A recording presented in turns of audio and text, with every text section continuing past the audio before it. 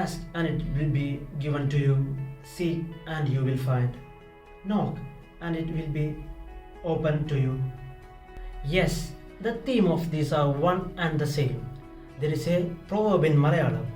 You do your part and God will take care of the remaining. We all have certain responsibilities in this world, and it is our duty to fulfill the all responsibilities. God knows what is the best for us, but it is our duty to ask for it. So, prayer is an open conversation with God.